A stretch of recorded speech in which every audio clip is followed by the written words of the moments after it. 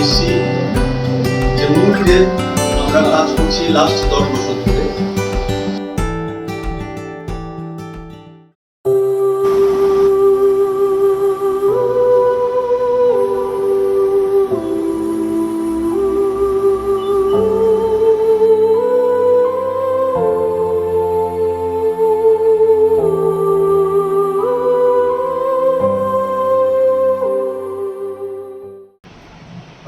প্রধান উপকার হবে দিন যে আমরা জিনিসটা ওই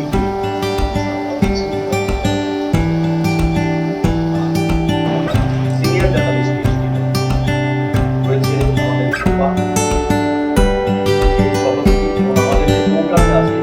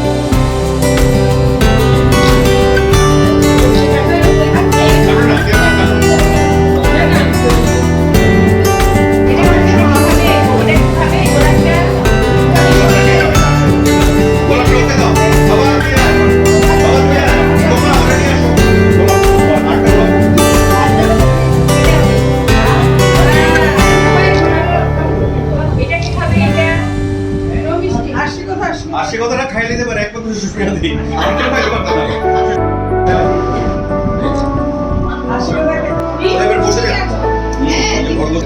আমি প্রথম খুবই সৌভাগ্যের ব্যাপার আমার কাছে। আর সব থেকে বড় যে ব্যাপারটা আজকে জন্মদিনটা হয়তো আমাদের কাছে আরো ভালো লাগতো যদি আমরা যাদেরকে আজ হারিয়েছি ওরা যদি আমাদের সামনে আসতেন কিংবা ওদের উপস্থিতি যদি থাকতো শারীরিক উপস্থিতি। তো আজকে বিশেষ করে খারাপ লেগেছিল সুব্রত রায় যিনি আমাদের রাজ্যের উত্তর পূর্বে বিশেষ করে সাহিত্য এবং সংস্কৃতি জগতের একজন উজ্জ্বল নাটক।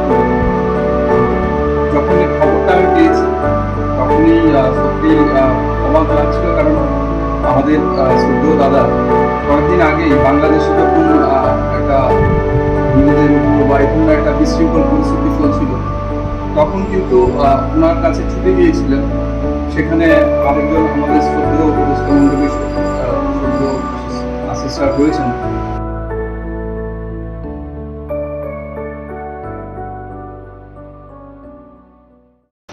বড় মানুষের মধ্যে গরিবের মতো মানুষ, তাই বড় হয়ে সে বড় মানুষ না হয়ে মানুষ হিসেবে হলো অনেক বড়। কেমন করে সে প্রশ্ন আমাকে করো না। গান শাখার বাধা আইন সে মানেনি, অথচ স্বর্গের বাগান থেকে সে চুরি করে আনলো তোমার আমার গান। কবি সে, ছবি আঁকার অভ্যেস ছিল না ছোট বয়সে, অথচ শিল্পী বলে সেই পেল শ্রেষ্ঠ শিল্পীদের সম্মান। কেমন করে সে প্রশ্ন আমাকে করো না। মানুষ হলো না বলে চেয়েছিল তার দিদির আক্ষেপের বিষয়। অনেক দিন অনেক বিদ্রুপ যাকে করেছে আহত, সেই একদিন চমক লাগিয়ে করলো দিগ্বিজয়।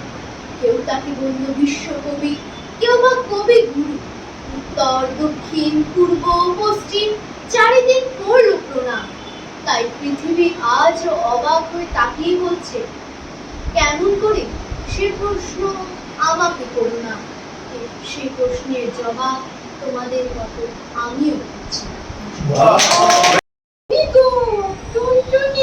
টুনটুনি, তোমার বন্ধু, এই যে আমি তোমার জানলার গ্রিলে বসে আছি। ও টুনটুনি, বন্ধু তুমি এসে গেছো? হ্যাঁ, এসে গেছি। আচ্ছা বন্ধু, তুমি চুপটি করে কি ভাবছিলে বলো তো? ভাবছিলাম না, আমি চুপটি করে বসে গান শুনছিলাম, দেশভক্তির গান। ও, এটা স্বাধীনতার মাস কি না? 15ই আগস্ট আমাদের এই ভারতবর্ষ ইংরেজ শাসন থেকে মুক্তি পেয়ে স্বাধীন হয়েছে। সেই স্বাধীনতার গান অবশ্য তুমি বুঝবে না টুনটুনি। বুঝেছি। হ্যাঁ। আচ্ছা, হ্যাঁ? ইংরেজরা বুঝি খুব দুষ্টু ছিল? হ্যাঁ, ভীষণ দুষ্ট ছিল। ওরা ইংল্যান্ড থেকে এসে আমাদের দেশ দখল করে আমাদের প্রভু সেজে বসেছিল। তাদের কথা মতো আমাদের চলতে হতো, খেতে হতো, কথা বলার স্বাধীনতা ছিল। অর্থাৎ আমাদের কৃতদাস বানিয়ে রেখেছিল, আমাদের দেশে আমাদের বন্দি করে রেখেছিল। তাই বুঝি? হ্যাঁ। ঠিক তোমার মতোই নিষ্ঠুর ছিল। কি বললে? আমি নিষ্ঠুর? আমি আবার কি করলাম? কেন? তার নাম দিয়েছ খুশি, হ্যাঁ। কিন্তু তাকে বন্দি করে তার জীবনের সব খুশি কেড়ে নিয়েছে। না না, দেখো, মানে আমি তাকে ভীষণ আদর করি, তার পছন্দের খাবার দিই, তার সঙ্গে খেলা করি, কথা বলি। তার মানে হ্যাঁ। তুমি খাবার দিলে সে খাবে, হ্যাঁ। তুমি তার সঙ্গে খেলা করলে সে খেলবে, হ্যাঁ। আর তাকে কথা বলা শিখিয়ে তার নিজের ডাকটাই তাকে ভুলিয়ে দিয়েছো। তার ডাক আমি ভুলাবো কেন? আমি তাকে ডাক থেকে মানা করেছি? না, করনি। হ্যাঁ। কিন্তু তার নিজের ডাক ডাকার সময় কোথায় বলো? হ্যাঁ। সকাল সন্ধ্যা তো তোমার শেখানো কথাই তাকে রেওয়াজ করতে হয়। হ্যাঁ। না হলে যে সে খাবার পাবে না, শাস্তি পেতে হবে তাকে। না না না, এসব তুমি কি বলছো টুনটুনি? আচ্ছা, ছাড়ো। হ্যাঁ। তোমার খুশির কথা ছাড়ো, হ্যাঁ। তোমার পিংপং তার কথা বলো। পিংপং তো আমার পালিত কুকুর। ও যে স্বপ্ন দিয়ে তৈরি সে দেশ, স্মৃতি দিয়ে ঘেরা।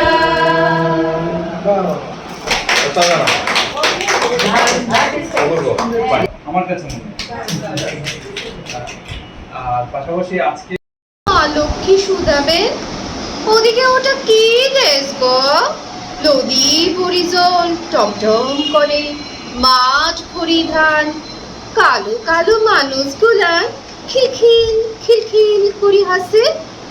অন্তর্যামী নারায়ণ মিটি মিটি হাসবেন, শুধাবেন, তোমার মনে লাই কতবার এই চৈদি, তোমার মনে লাই কত পূজালিজ, কি হলো বঙ্গভূ। বান হইছিল, ওরা বাঁধ ভাজলো, নদী শুকাইছিল, এখন কেলান হইছে। বছরে তিনবার ধান ওঠে, দেখ কেনে নতুন দালান হইছে কত, ওদের আর কষ্ট লাই।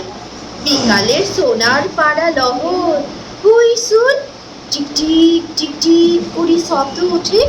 বল দিনি, ও কিসের শব্দ? কি জানি। মা লক্ষ্মী অবাক হই তাকান। মানুষ এখন কাজ করি ফিরছে, শিশুরা পড়া করি ফিরছে। ও মুড়ি খাওয়ার শব্দ বটে, দুধে ভিজায় মুড়ি খায় বঙ্গভূমের মানুষ। হায়, তেমন দিন কবে আসবে গো? কবে আসবে? দুধ পাবে, পেট ভরি মুড়ি পাবে।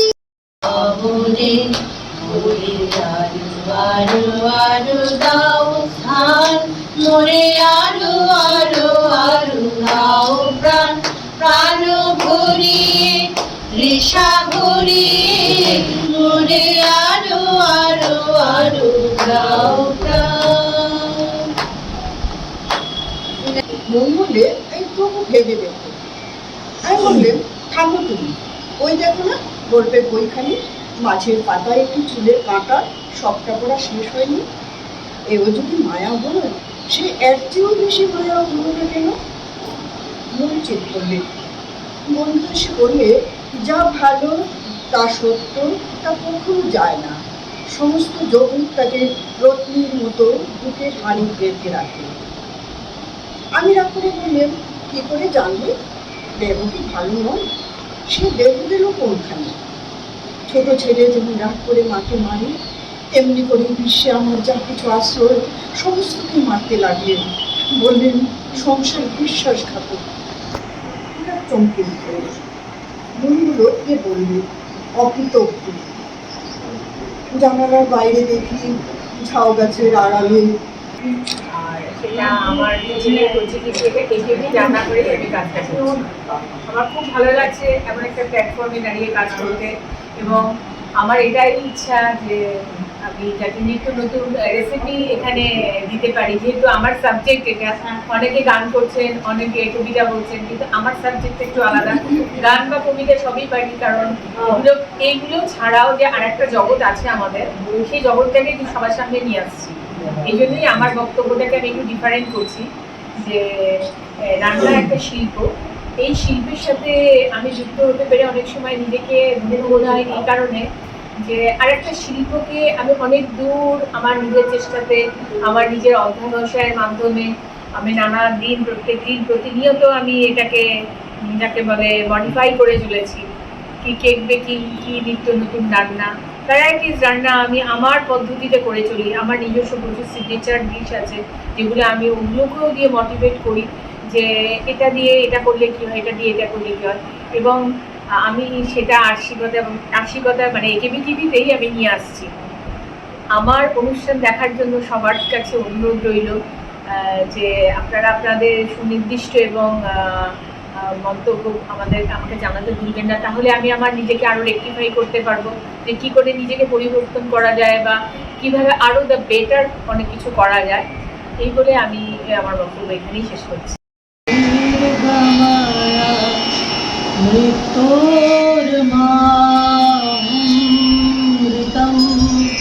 গময়া শান্তি শান্তি শান্তি হরি দেখো আলোয় আলোয় আকাশ, দেখো আকাশ তারায় ভরা, দেখো যাওয়ার পথের পাশে ছোটে হাওয়া পাগল পাড়া। এত আনন্দ আয়োজন সবই বৃথা আমায় ছাড়া।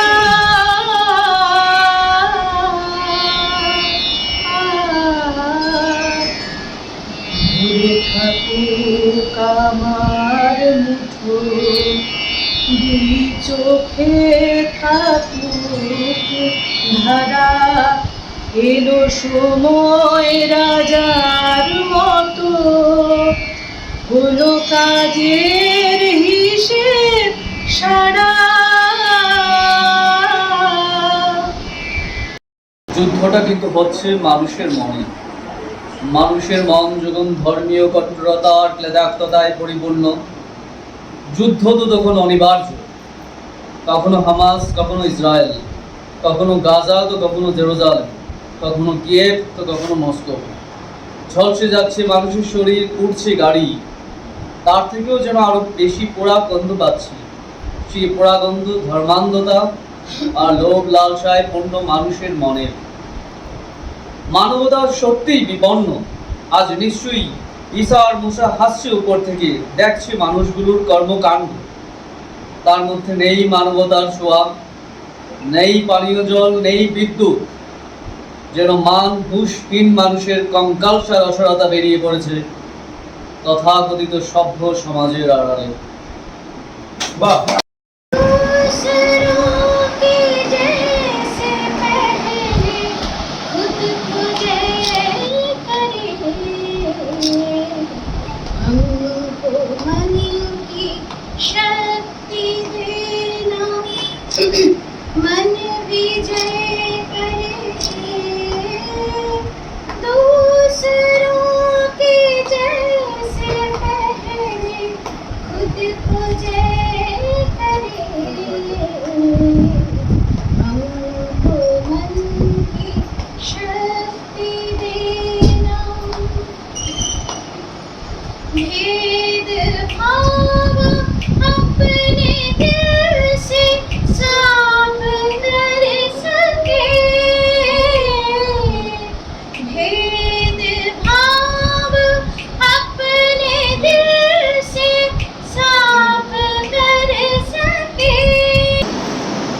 আমার সর্বঙ্গে লিখে দিও কালী কালী নাম, আমার সর্বঙ্গে লিখে দিও কালী কালী নাম। কালী ছাড়া মোর জীবনে, কালী ছাড়া মোর জীবনে কি আর আছে নাম, কালী কালী নাম, আমার সর্বঙ্গে লিখে দিও কালী কালী নাম। যেদিন আমি জন্মেছিলাম মামা বলে ডেকেছিলাম, যেদিন আমি জন্মেছিলাম। আর শান্তনুদা আর সুস্মিতাদি দুজনের সাথে আমার প্রথম পরিচয় হয়েছিল, এরপর আস্তে আস্তে সবার সাথে পরিচয় হয়েছে। তো প্রত্যেকটা মানুষ প্রচন্ড ভালো, মানে ওরা ওদের নিজস্ব ফিল্ডে যেমন পারদর্শী বা মানে উজ্জ্বল, তেমনি মানুষ হিসাবেও ওনারা প্রত্যেকে খুব ভালো। আর শান্তনুদার কথা বলবো, শান্তনুদার সাথে আমার আশিকতা ছাড়াও প্রায় সময় আমি মানে ওনাকে আমার একজন অভিভাবক হিসাবেই মানি। কারণ আমার বাবাকে আমি অনেকদিন হারিয়েছি, তো ওই ফিলিংসটা এখনো আছে। তো প্রায় সময় আমার যদি লো ফিল হয় বা যে কোনো ধরনের মেন্টাল স্ট্রেংথের প্রয়োজন হলে আমি শান্তনুদাকে বলি। রিসেন্টলি আমি খুব যে কোনো একটা কারণে খুব ভেঙে পড়েছিলাম, তো তখন আমি শান্তনুদাকে বলিনি, কিন্তু আননোয়িংলি উনি আমাকে মেন্টালি অনেকটা বুস্ট আপ করেছেন, যার ফলে আজকে আমি এখানে আসতে পেরেছি। ओ मेरे दिल की चैन, ओ मेरे दिल की चैन आए मेरे दिल को दुआ कीजिए, ओ मेरे दिल की चैन आए मेरे दिल को दुआ कीजिए। अपना ही साया देख के तुम जाने जहाँ शर्मा गए, अभी तो ये पहली मंजिल है, दिल तो अभी से घबरा गए। मेरा क्या होगा सोचो तो जरा, हाय ऐसे ना है करा कीजिए, ओ मेरे दिल की चैन आए मेरे दिल को दुआ कीजिए, ओ मेरे दिल की चैन। একটা ভালো লাগার মতো একটা অনুভূতি করেন দিন। আপনারা প্রত্যেকেই এতক্ষণ পর্যন্ত নানা দিক থেকেই, অর্থাৎ কিছু কবিতা, কিছু গান, কিছু আলোচনা আমরা শুনেছি। আর এর মধ্যে পুরো কৃতিত্বটা আমরা দিতে চাই শান্তনু শর্মা ভট্টাচার্যকে। তার কারণ হচ্ছে কি, আমরা যে যা করছি অনেক দিন ধরেই করি, প্রত্যেকেই আমরা আজকের সে আবিষ্কার, মানে ও না বললে হয়তো আমাদের যে এখানে সিকিউরিটি ইনচার্জ হিসেবে তাকে পরিচিত করানো, তার মধ্যে যে একটা প্রতিভা আছে, কি সুন্দরভাবে একটা গান। আজকে আরেকটা জিনিস আমি লক্ষ্য করেছি, সেটা হচ্ছে এইরকম প্রত্যেকের যে গানের মধ্যে, এই গানটা বাদ দিয়ে অবশ্য প্রত্যেকের গানের মানে আমাকে রাজাবাবুর যে সেবা সঙ্গীত, একটা জিনিস, একটা বেদনার একটা অনুরণন সুজাতার গানের মধ্যে এটা ছিল, বৈশাখীর বৈশাখীর গানেও ছিল। সে অনুরণনটা খুব সম্ভবত আমাদের আজকে যে আমাদের মুখ্য উপদেষ্টা বা চিফ অ্যাডভাইজার আশিকতার নিউজ পোর্টাল এবং কোটা পরিবারের সুমন রায়ের যে আজকে প্রয়াণ ঘটল ভোরবেলায়, সে আমি শান্তনুবাবু আমরা গিয়েছিলাম এবং আমরা ইয়ের পক্ষ থেকে, অর্থাৎ আশিকতা পরিবারের পক্ষ থেকে পুষ্পার্ঘ্য আমরা নিবেদন করেছিলাম। তো সেই অনুরণনটা যে কোনোভাবেই হোক, ডাইরেক্ট ইনডাইরেক্ট প্রত্যেকের হার্টকে, প্রত্যেকের হৃদয়কে স্পর্শ করেছে এবং তার জন্য তাদের যে প্রেজেন্টেশন সেখানে এই কথাগুলো চলে এসছে। সেই যাই হোক, আমি কথা আর বাড়াই না। আমরা নবম বর্ষে পা দিয়েছি, আর্শিকতার নবম বর্ষে পা দিয়েছে।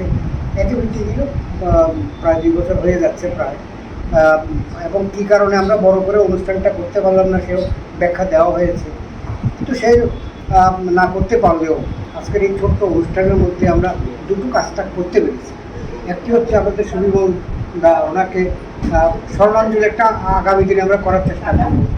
তাকে একটু স্মরণ করে আমরা একটি নীরবতা পালন করলাম, শোকের দিকটা একটু কাটিয়ে উঠে তারপরে আমরা একটু আনন্দের, যেহেতু এটা আমাদের জন্মদিন, আশীর্বাদার জন্মদিন, সেটা নিয়েও আমরা আলোচনা করলাম। আর সাংস্কৃতিক সম্মান কথায় উঠে এসছে একেবারে গোড়া থেকে, অর্থাৎ যখন স্টার্ট হলো আশীর্বাদ নিউজ পেপার হিসেবে যখন স্টার্ট হলো আজ থেকে প্রায় 10 বছর আগে, তখন থেকেই আমি ছিলাম, বা যে কজনের নাম বলা হয়েছে তারা ছিলাম। তাদের মধ্যে 1-2 জন খানিকটা এখন একটু দূরত্ব বজায় রাখছেন, এবং আমরাও এটাকে খুব একটা খারাপ চোখে দেখছি না, কারণ ক্রিটিক্যাল কোনো বিষয় থাকলে আমাদের পক্ষে অসুবিধেই হয়। তো আমাদের এই যে পারিবারিক বন্ধনটা এখন যে অবস্থায়, যে সেট আপে আছে, আগামী দিনে হয়তো আরও বাড়বে। আসলে আমরা নদীর এপার থেকে ওপারে যাচ্ছি না, আরও অনেক দূর লক্ষ্য নিয়ে, অনেক দূরে আমাদের নৌকা ভাসিয়ে আমরা নিয়ে যাব, সেরকম একটা লক্ষ্যে, মহাসাগরের লক্ষ্যে আমরা চলেছি। অর্থাৎ নদীর এপার থেকে ওপার এরকম নয়। আমাদের দৃষ্টিভঙ্গি, আমাদের চিন্তাধারা, আমাদের ভাবনা, আমাদের স্বপ্ন অনেক বড়। এবং একটা সময় হয়তো আমরাও ভেবেছিলাম যে আমরা যেভাবে শান্তনু শর্মার কাছ থেকে শুনছি যে তার স্বপ্নগুলো পূরণ কি হবে, আদৌ কি হবে। তারপর ধীরে ধীরে আমরা কাজের মাধ্যমে এই উপলব্ধি করতে শুরু করলাম যে না, আমরা পাচ্ছি, এগোতে পারছি। এর মধ্যে বিভিন্ন জন সাহিত্যের দিক থেকে, নাটকের দিক থেকে, সঙ্গীতের দিক থেকে, রন্ধন শিল্পের দিক থেকে, বিভিন্ন দিকেই, অর্থাৎ কিনা আশিকতার যেমন অনেকগুলো বিভাগ আছে, যেমন 17-18টা দেশে ছড়িয়ে পড়েছে, ঠিক তেমনি আমাদের প্রতিটা আজকেরই এই অনুষ্ঠানটার মধ্যে আমরা লক্ষ্য করলাম যে গানে, কবিতায়, আবৃত্তিতে, সঙ্গীতে, নাটকে আমরা কতটা অল্প সময়ের মধ্যে অনেকটা অ্যাচিভ করলাম।